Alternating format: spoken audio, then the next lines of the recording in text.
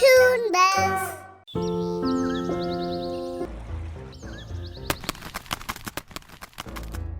ನಾಯಕರೇ, ನಿಮಗೆ ಗೊತ್ತಿಲ್ಲ ಲಂಬು ಕೊಕ್ಕರೆ ಎಷ್ಟು ದೊಡ್ಡ ಸಂಚು ನಡೆಸ್ತಿದ್ದಾನೆ ಎಂದು. ಏನು ಹೇಳ ಬಯಸ್ತೀಯ ನೀನು? ಅರೆ ನಾಯಕ್ರೆ, ಲಂಬು ಒಂದು ಜಾಗ ಹುಡುಕಿದ್ದಾನೆ. ಅಲ್ಲಿ ತುಂಬಾ ಮೀನುಗಳಿವೆ ಮತ್ತು ಅವನು ಅವುಗಳನ್ನು ಒಬ್ಬನೇ ತಿಂದು ಬಿಡ್ತಾನೆ ಮತ್ತು ನಮಗೆ ಅದರ ಬಗ್ಗೆ ಹೇಳಲೂ ಇಲ್ಲ. ಇದು ನಮ್ಮ ಜೊತೆ ಮಾಡಿದ ದ್ರೋಹ ಅಲ್ವಾ?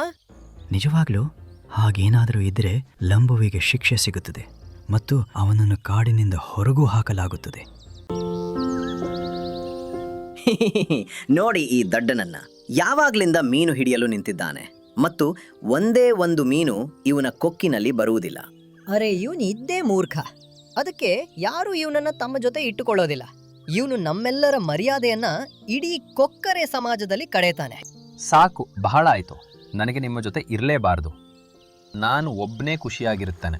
ಲಂಬು ಕೊಕ್ಕರೆ ಅಳುತ್ತಾ ಅಲ್ಲಿಂದ ಓಡಿ ಹೋಗುತ್ತಾ ಅಂತಾನೆ ಮತ್ತು ಎಲ್ಲಾ ಪಕ್ಷಿಗಳು ಅವನನ್ನು ನೋಡಿ ನಗಲು ಶುರು ಮಾಡುತ್ತವೆ. ಅವನು ಹಾರಿ ಹೋಗಿ ಒಂದು ಮರದ ಕೆಳಗೆ ಕುಳಿತುಕೊಳ್ಳುತ್ತಾನೆ ಮತ್ತು ಅಳಲು ಪ್ರಾರಂಭಿಸುತ್ತಾನೆ. ಎಂಥ ಕೆಟ್ಟ ಸ್ನೇಹಿತರು ನನ್ನವರು. ಯಾವಾಗ ನೋಡಿದ್ರೂ ನನ್ನ ಮಜಾಕ್ ಮಾಡ್ತಾರೆ. ಈಗ ನಾನು ಇವರೆಲ್ಲರ ಜೊತೆ ಎಂದಿಗೂ ಮಾತನಾಡೋದಿಲ್ಲ. ಲಂಬುವಿನ ಧ್ವನಿ ಕೇಳಿ ಮರದ ಮೇಲೆ ಕುಳಿತಿದ್ದ ಜಾಣ ಕಾಗೆ ಲಂಬುವಿಗೆ ಹೇಳುತ್ತದೆ, ಅರೆ ಅಳುವುದೇಕೆ ಲಂಬು ಅಣ್ಣ? ನನ್ನ ಹತ್ತಿರ ನಿನ್ನ ಸಮಸ್ಯೆಗೆ ಒಳ್ಳೆ ಪರಿಹಾರವಿದೆ. ಏನು? ಹೌದು, ನೀನು ಅದಕ್ಕೆ ಅಳುತ್ತಿದ್ದೀಯ ಅಲ್ವಾ?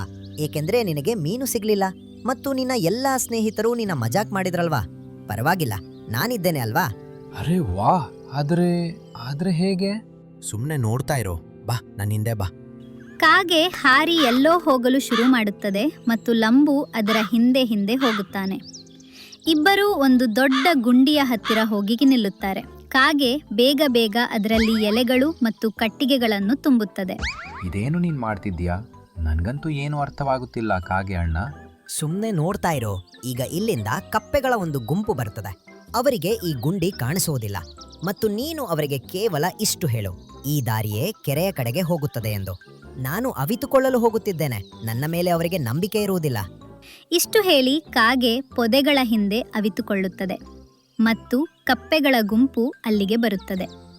ಅರೆ ಕೊಕ್ಕರೆ ಅಣ್ಣ, ನಾವು ದಾರಿ ತಪ್ಪಿದ್ದೀವಿ. ಸ್ವಲ್ಪ ನಮಗೆ ಕೆರೆಯ ದಾರಿ ಹೇಳಿ. ಹೌದು ಅಣ್ಣ, ಮುಂದೆ ನೇರವಾಗಿ ಹೋಗಿ ಮತ್ತು ನಂತರ ಅಲ್ಲಿಂದ ಎಡಕ್ಕೆ ತಿರುಗಿ ಕೆರೆ ಬರುತ್ತದೆ. ನಿಮಗೆ ಧನ್ಯವಾದಗಳು ಕೊಕ್ಕರೆ ಅಣ್ಣ. ಎಲ್ಲಾ ಕಪ್ಪೆಗಳು ಬೇರೆ ದಾರಿಯಲ್ಲಿ ಹೋಗುತ್ತವೆ. ಕೋಪದಲ್ಲಿ ಕಾಲು ಕಾಗೆ ಬಂದು ಕೊಕ್ಕರೆಯ ಮೇಲೆ ಕಿರುಚುತ್ತದೆ. ನಿನ್ ತಲೆ ಕೆಟ್ಟಿದ್ಯೇನು? ನೀನು ಅವರೆಲ್ಲರನ್ನೂ ಕೆರೆ ಕಡೆಗೆ ಯಾಕೆ ಕಳುಹಿಸಿದೆ? ಈಗ ಅವರೆಲ್ಲರೂ ಈ ಗುಂಡಿಯಲ್ಲಿ ಬೀಳುತ್ತಿದ್ದರು ಮತ್ತು ನಾವು ಅವರನ್ನು ತಿಂದು ಬಿಡುತ್ತಾ ಇದ್ವಿ. ಇಲ್ಲ, ನಾನು ಹೀಗೆ ಮೋಸ ಮಾಡಲು ಸಾಧ್ಯವಿಲ್ಲ. ನಾನು ಎಂದಿಗೂ ಸುಳ್ಳು ಹೇಳುವುದಿಲ್ಲ. ಹೌದು, ಮತ್ತು ಅದಕ್ಕೆ ಯಾರೂ ನಿನ್ ಜೊತೆ ಸ್ನೇಹ ಮಾಡೋದಿಲ್ಲ. ನಿನ್ನ ಸ್ವಂತ ಕೊಕ್ಕರೆ ಸ್ನೇಹಿತರು ಕೂಡ ಇಲ್ಲ. ನಾನು ಕೂಡ ನಿನ್ನ ಜೊತೆ ಮಾತನಾಡಿ ತುಂಬಾ ದೊಡ್ಡ ತಪ್ಪು ಮಾಡಿದೆ. ಈಗ ಹೋಗು, ಹಸಿವಿನಿಂದ ಸಾಯಿ. ಕಾಗೆಯ ಇಂತಹ ಮಾತುಗಳನ್ನು ಕೇಳಿ ಲಂಬುವಿಗೆ ತುಂಬಾ ದುಃಖವಾಗುತ್ತದೆ. ಆದರೆ ಅವನು ಎಂದಿಗೂ ಸುಳ್ಳು ಹೇಳುತ್ತಿರಲಿಲ್ಲ. ಅವನು ಬೇಸರದಿಂದ ಹಸಿದೇ ಮಲಗಿಬಿಡುತ್ತಾನೆ. ಮಾರನೇ ದಿನ ಬೆಳಿಗ್ಗೆಯಂತೂ ಅವನ ಹಸಿವು ಅವನ ನಿಯಂತ್ರಣ ಮೀರಿತ್ತು. ಏನ್ ಮಾಡ್ಲಿ? ಹೀಗೆ ಆದ್ರೆ ನಾನು ನಿಜವಾಗ್ಲೂ ಹಸಿವಿಂದಲೇ ಸತ್ತು ಹೋಗ್ತೇನೆ. ಇಲ್ಲ, ಒಂದು ಕೆಲಸ ಮಾಡ್ತೇನೆ. ಹತ್ತಿರದಲ್ಲಿರುವ ನದಿಗೆ ಹೋಗ್ತೇನೆ. ಅಲ್ಲಿ ಕೆಲವು ಧಾನ್ಯದ ಗಿಡಗಳಿವೆ, ಅದನ್ನೇ ತಿಂದುಕೊಳ್ಳುತ್ತೇನೆ. ಲಂಬು ತಕ್ಷಣ ಹಾರಿ ನದಿಯ ಹತ್ತಿರ ತಲುಪುತ್ತಾನೆ.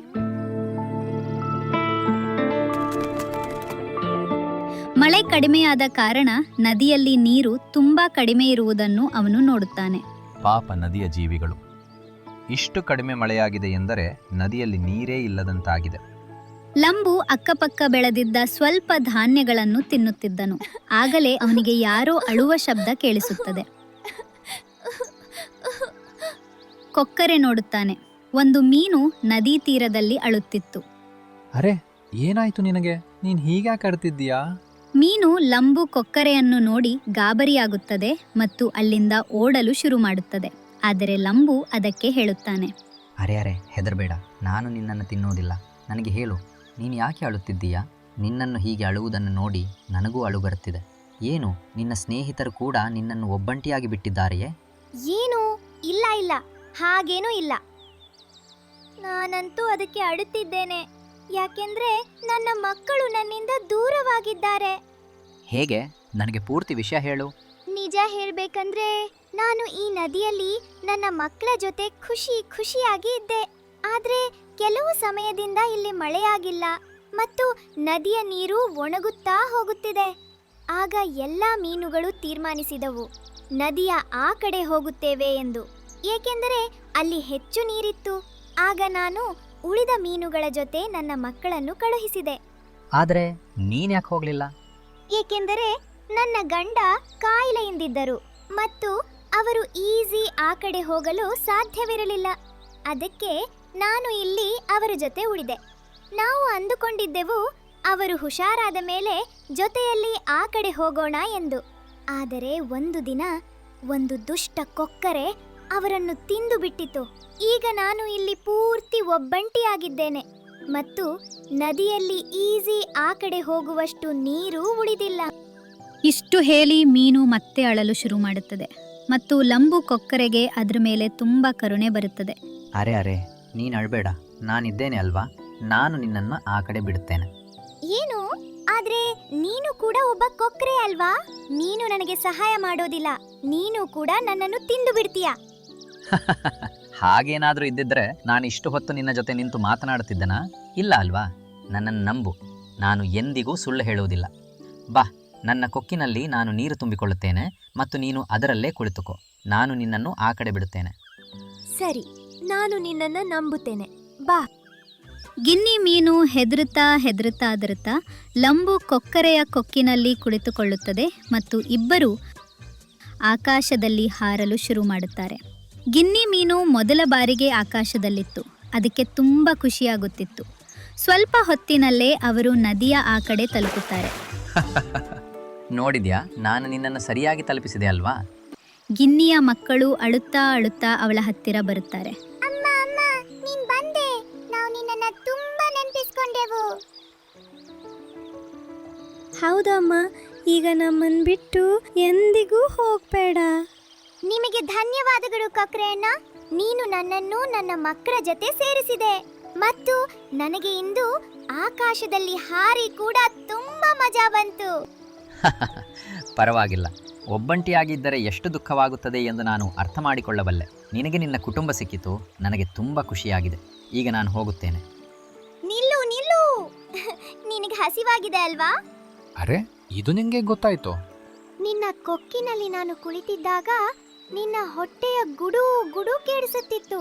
ನನಗೆ ಅರ್ಥವಾಯಿತು ನಿನಗೆ ಹಸಿವಾಗಿದೆ ಎಂದು. ಆದರೆ ನೀನು ಇಲ್ಲಿಂದ ಖಾಲಿ ಹೊಟ್ಟೆಯಲ್ಲಿ ಹೋಗ್ಬೇಡ. ಬಾ, ನನ್ನ ಹಿಂದೆ ಬಾ.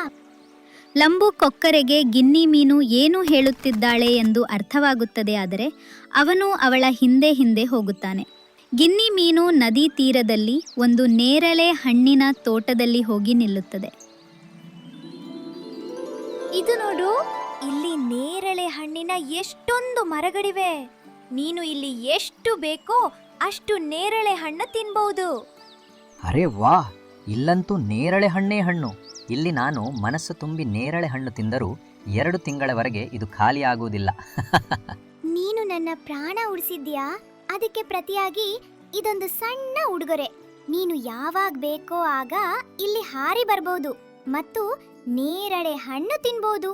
ಈ ಜಾಗ ಬೇರೆ ಯಾವ ಪಕ್ಷಿಗೂ ಗೊತ್ತಿಲ್ಲ. ವಾಹ್, ಹಾಗಾದ್ರೆ ಈ ಎಲ್ಲಾ ನೇರಳೆ ಹಣ್ಣುಗಳು ನನ್ನವೇ? ಖಂಡಿತ, ಕೇವಲ ನಿನಗೆ ಮಾತ್ರ. ಲಂಬು ಕೊಕ್ಕರೆ ತನ್ನ ಹೊಸ ಗೆಳತಿಯಿಂದ ಸಿಕ್ಕಿದ ಈ ಉಡುಗೊರೆಯಿಂದ ತುಂಬಾ ಖುಷಿಯಾಗಿದ್ದನು. ಅವನು ಇಡೀ ತೋಟದಲ್ಲಿ ಸುತ್ತಾಡಿ ನೇರಳೆ ಹಣ್ಣುಗಳನ್ನು ತಿನ್ನುತ್ತಾನೆ ಮತ್ತು ಹೊಟ್ಟೆ ತುಂಬಿದ ಮೇಲೆ ಅಲ್ಲೇ ಮಲಗುತ್ತಾನೆ. ಈಗ ಲಂಬು ಕೊಕ್ಕರೆಗೆ ಎಂದಿಗೂ ಹಸಿದಿರಬೇಕಾಗಿರಲಿಲ್ಲ. ಆದರೆ ಅವನ ಈ ಖುಷಿ ಹೆಚ್ಚು ದಿನ ಇರಲಿಲ್ಲ. ಈಗೀಗ ನೋಡುತ್ತಿದ್ದೇನೆ, ಈ ಲಂಬು ಹಾರಿ ಎಲ್ಲೋ ಹೋಗುತ್ತಾನೆ ಮತ್ತು ಇವನು ಊಟವನ್ನೂ ಹುಡುಕುವುದಿಲ್ಲ. ಇದರ ರಹಸ್ಯವೇನು? ಹೌದಣ್ಣ, ನನಗೂ ಇವನ್ ಮೇಲೆ ಅನುಮಾನವಿದೆ. ಬನ್ನಿ, ಇವನನ್ನ ಹಿಂಬಾಲಿಸೋಣ. ಇಬ್ಬರು ದುಷ್ಟ ಕೊಕ್ಕರೆಗಳು ಲಂಬುವಿನ ಹಿಂದೆ ಹೋಗುತ್ತಾರೆ ಮತ್ತು ಕೊಕ್ಕರೆ ನೇರಳೆ ಹಣ್ಣಿನ ತೋಟದಲ್ಲಿ ಹೋಗಿ ನಿಲ್ಲುವುದನ್ನು ಅವರು ನೋಡುತ್ತಾರೆ. ಅರೆ, ಇಲ್ಲಿ ಇಷ್ಟು ದೊಡ್ಡ ನೇರಳೆ ಹಣ್ಣಿನ ತೋಟವಿದೆಯೇ?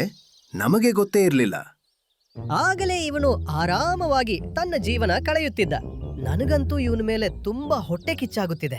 ಅನ್ನಿಸುತ್ತೆ ಇಲ್ಲಿನ ಮೀನುಗಳು ಇವನ ಸ್ನೇಹಿತರು. ನಾನು ಇವನನ್ನು ಹೀಗೆ ನೆಮ್ಮದಿಯಿಂದ ಇರಲು ಬಿಡುವುದಿಲ್ಲ.